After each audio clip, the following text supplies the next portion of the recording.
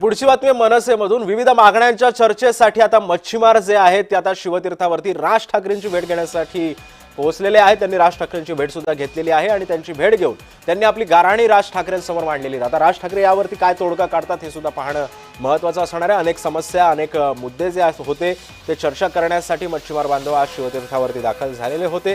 त्यांनी आज राज ठाकरेंची भेट घेतली आणि त्यांच्या समस्या ज्या आहेत त्यांची गाऱ्हाणी जी आहेत ती आज राज ठाकरेंसमोर त्यांनी मांडलेली आहे। द्या घोषणा द्या ना जरा।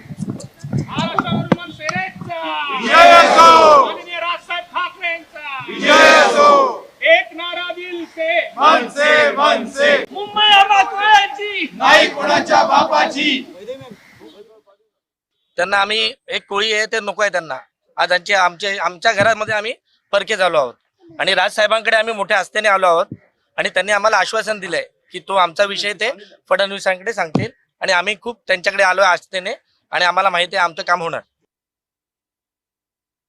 सगळे परप्रांतीय आहेत तिकडे, सगळे भैया लोकांना चांगले स्टॉल टाकून दिले। बाजूला स्विमिंग पूल आहे गुजरात्यांचा, त्यांची लीज त्यांना तोडलं नाही। त्यांची आणि लीज आमच्या बरोबरची जाती, त्यांना लीज वाढवून दिलेली आहे आणि आम्हाला लीज न वाढवून देता आम्हाला तिथून काढतायत।